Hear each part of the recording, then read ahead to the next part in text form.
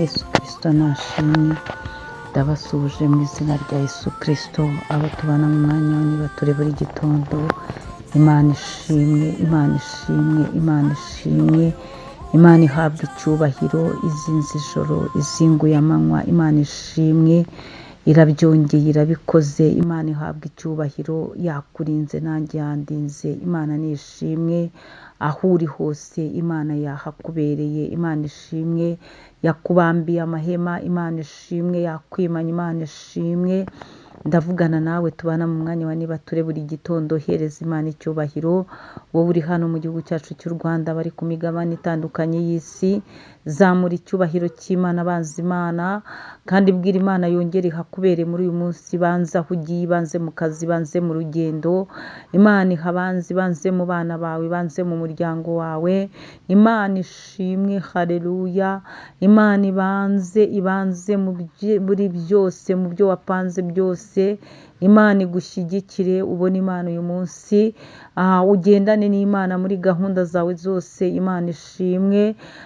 Iki gitondo tubyukiye imbere y'Imana ishobora byose, kandi ndabasuhuje bene data mu izina rya Yesu Kristo wa Nazareti.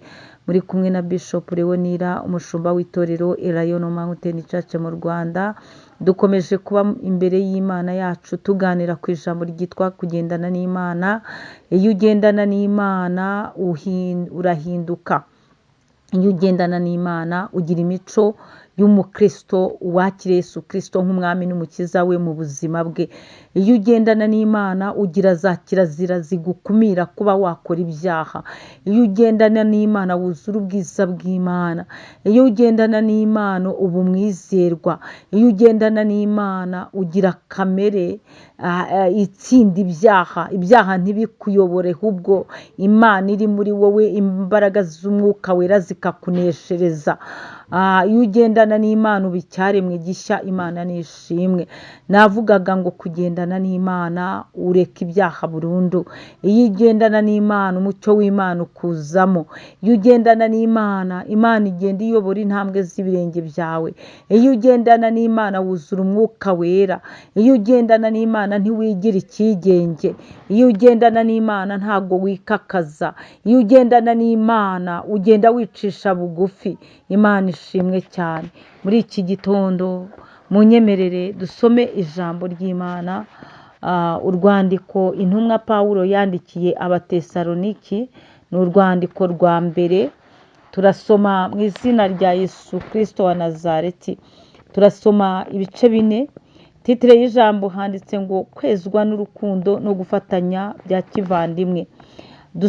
Turasoma umurongo wa mbere, dusimbuke dusome 3.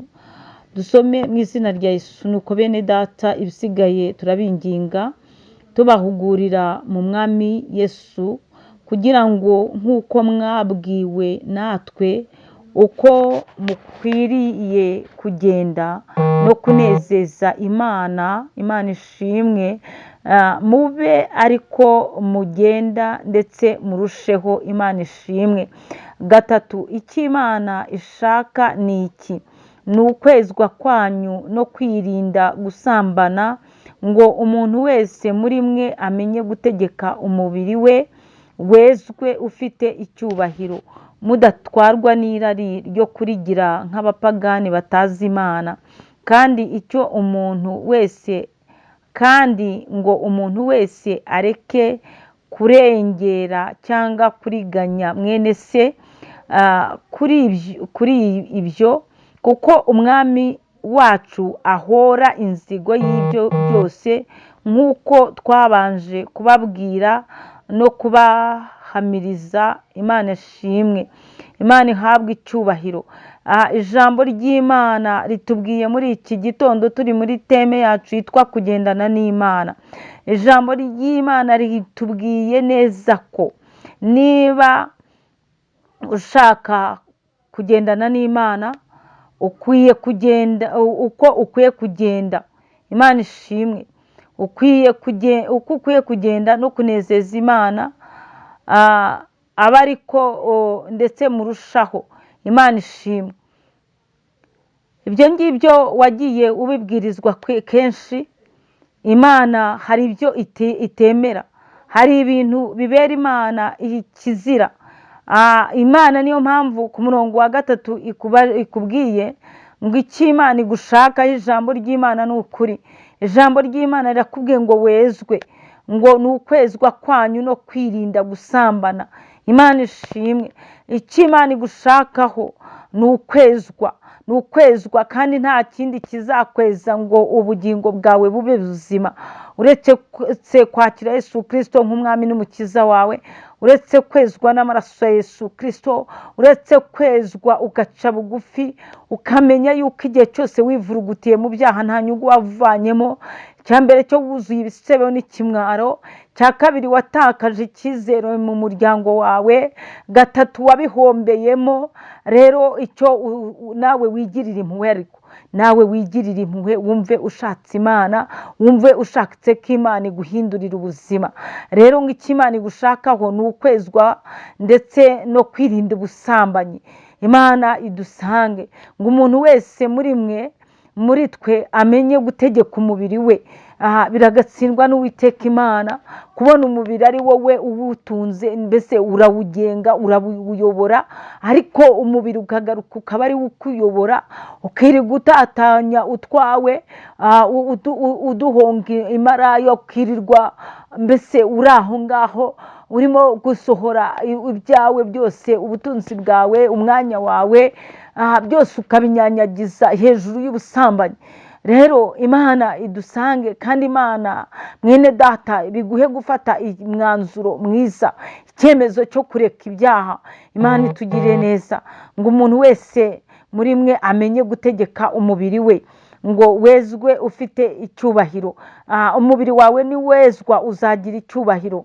Ngo umuntu wese muri mwe amenye gutegeka umubiri we, ngo mudatwarwa n'irari kugira ngo kurigira nk'abapagani batazi Imana. Imana idusange. Hanyuma hari irindi jambo Imana yavuze ngo kandi ngo umuntu wese areke kurengera cyangwa kuriganya mwene se.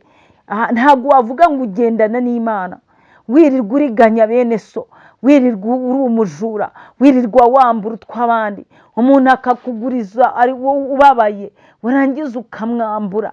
Ijambo ry'Imana riravuze ngo nturengere, ntiwuve mu kwawe wowe ufite amasambu ngo ugende utera imbago mu kundi. Ijambo ry'Imana riravuze ngo kandi ngo ntimurengere cyangwa ngo muriganye bene so. Imana idusange kuri ibyo ngo kuko umwami wacu ahora inzigo y'ibyo byose, nk'uko twabanje kubabwira ko no kubahamiriza. Umwami wacu ahora inzigo ibyo ukora byose, iby'ibyaha ukora byose. Ijambo ryarakwinginze, ijambo riza ari umucyo ukumurikira, ariko wowe wahisemo umwijima. None ijambo rirakubwiye ngo umwami wacu ahora inzigo. Umwami wacu ibyo byose arabyitegereza, umwami wacu ahora inzigo. Ariko icyo nakwifuriza rata ni ugufata icyemezo cyo kugendana n'Imana. Icyo nakwifuriza ni ugufata icyemezo cyo kwakira Yesu Kristo nk'umwami n'umukiza wawe. Icyo nakwifuriza ni uguhinduka icyaremwe gishya. Icyo nakwifuriza ni uguca bugufi ugasaba Imana imbabazi. Icyo nakwifuriza ni uko wakezwa. Imana ishimwe cyane. Imana ibaha umugisha, muhahe muronke, mugendane n'Imana. Imana ibanezeze. Shalom, shalom.